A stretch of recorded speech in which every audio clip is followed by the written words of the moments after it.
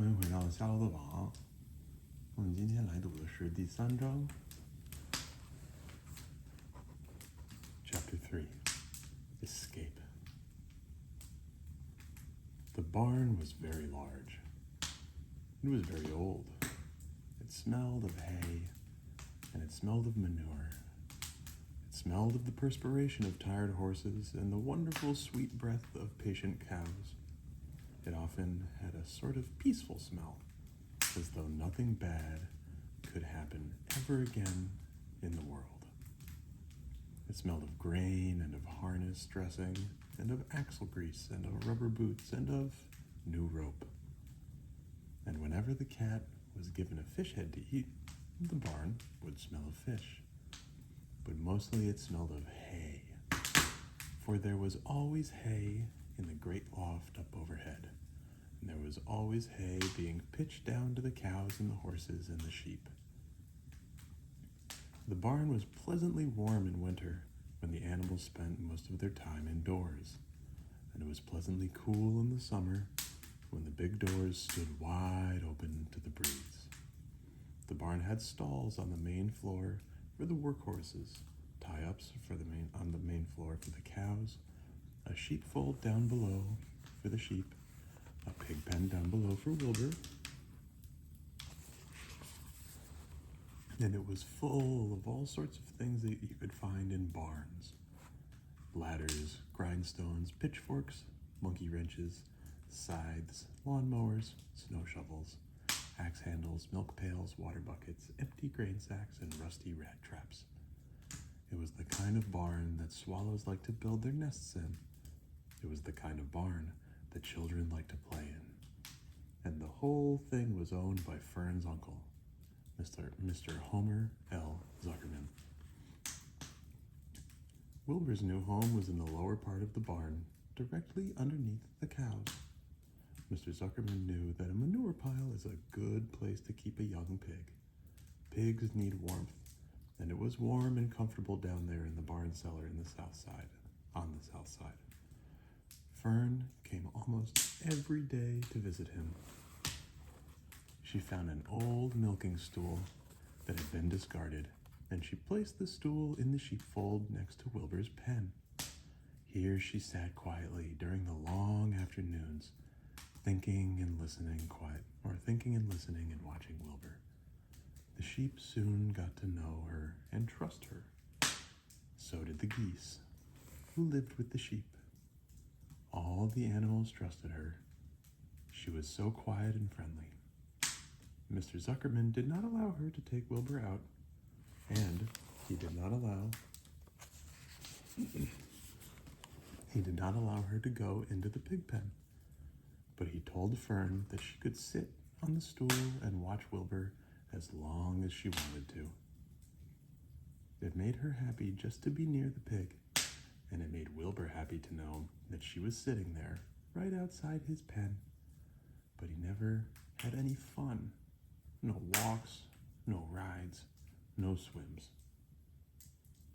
One afternoon in June, when Wilbur was almost 2 months old, he wandered out into his small yard outside the barn.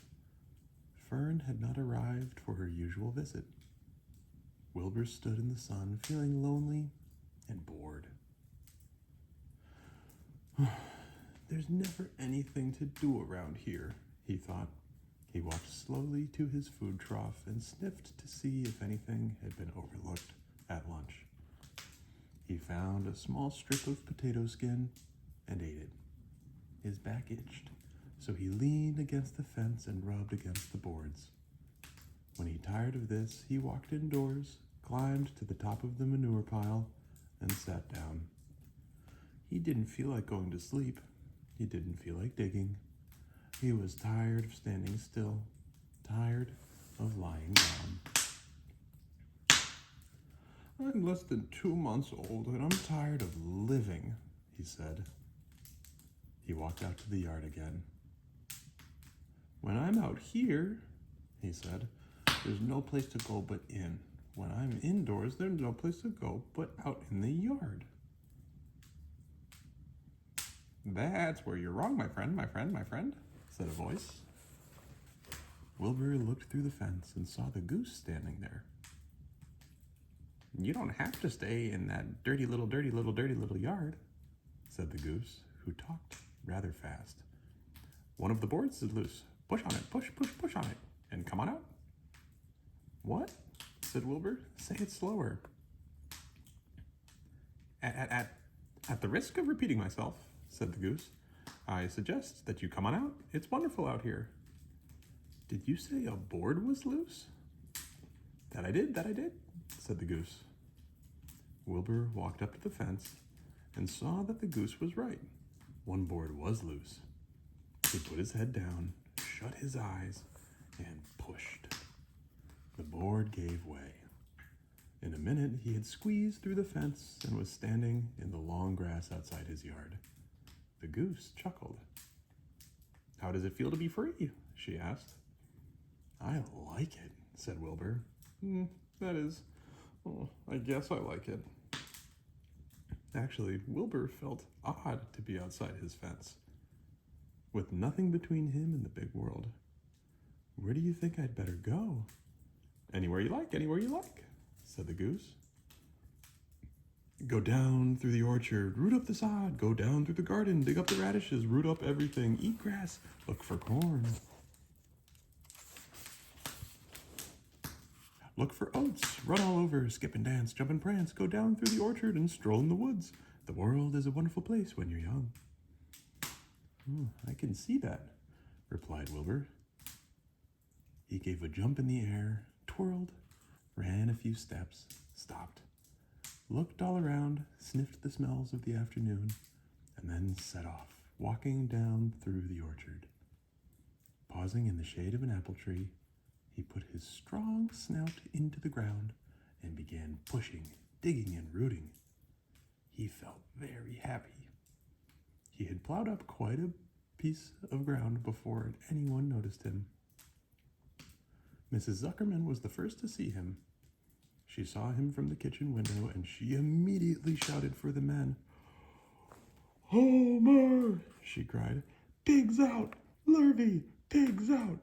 Homer! Lurvy! Pigs out! He's down there under the apple tree." "Oh, now the trouble starts," thought Wilbur. "Now I'll catch it." The goose heard the racket, and she too started hollering. "Run, run, run downhill! Make for the woods, she shouted to Wilbur. "They'll never catch you in the woods."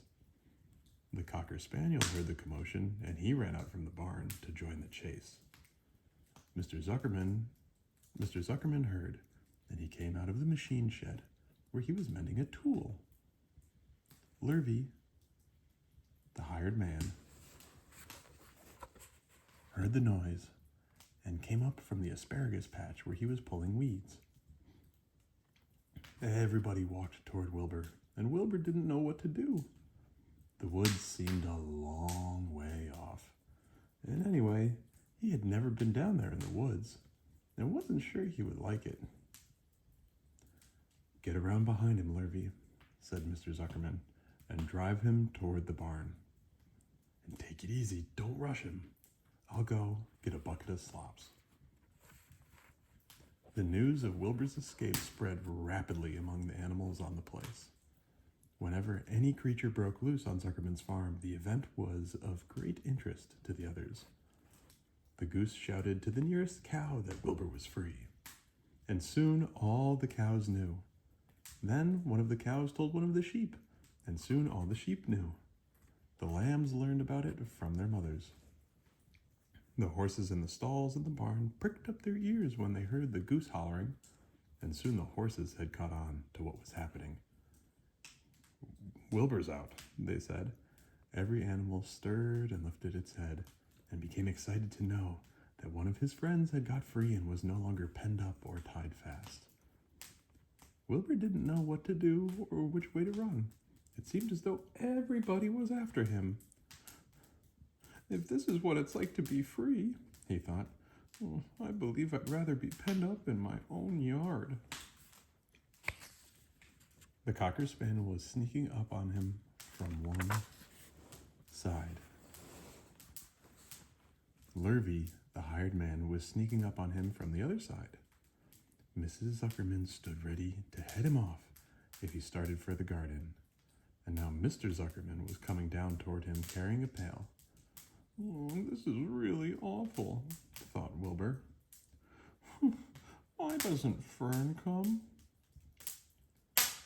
He began to cry. The goose took command and began to give orders. "Don't just stand there, Wilbur.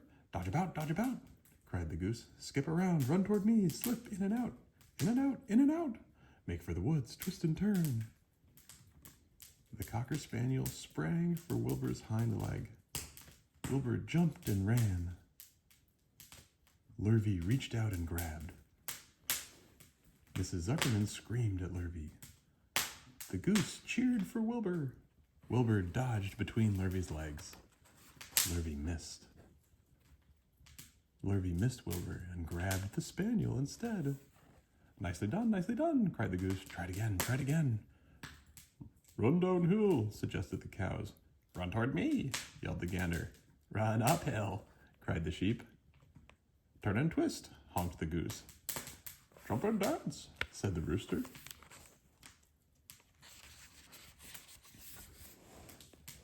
Look out for Lurvy, called the cows. Look out for Zuckerman, yelled the gander. Watch out for the dog, cried the sheep. Listen to me, screamed the goose. Poor Wilbur was dazed and frightened by this hullabaloo. He didn't like being the center of all this fuss.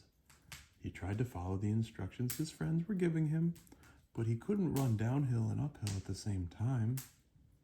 He couldn't turn and twist when he was jumping and dancing, and he was crying so hard he could barely see anything that was happening. After all, Wilbur was a very young pig, not much more than a baby, really. He wished Fern was there to take him in her arms and comfort him. When he looked up and saw Zuckerman standing quite close to him, holding a pail of warm slops, he felt relieved. He lifted his nose and sniffed. The smell was delicious. Warm milk, potato skins, wheat middlings, Kellogg's cornflakes, and a popover left from the Zuckerman's breakfast.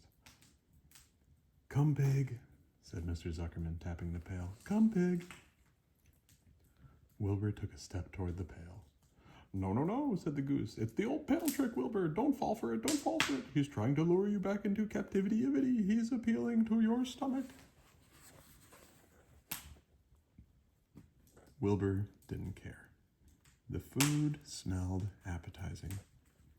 He took another step toward the pail.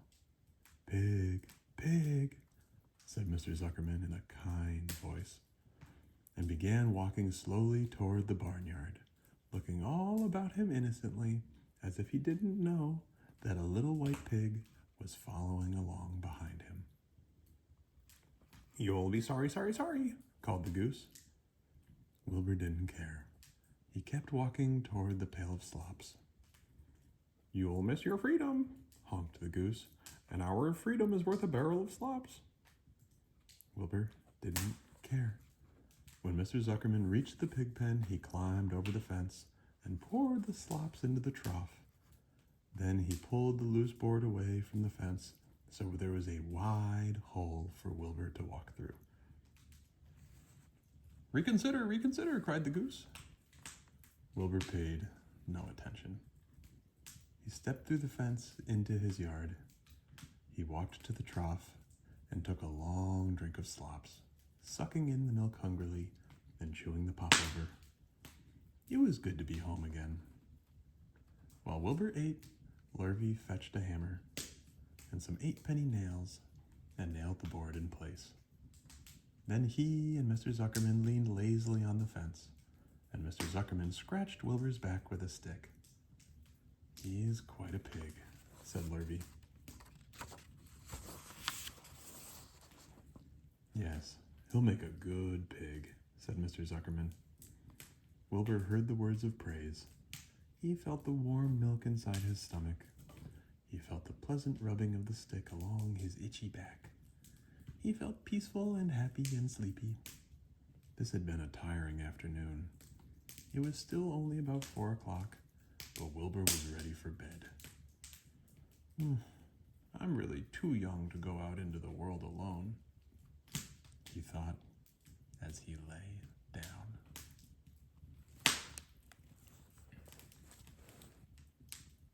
好了，大家，今天晚上好好休息，做好梦，睡好觉。我们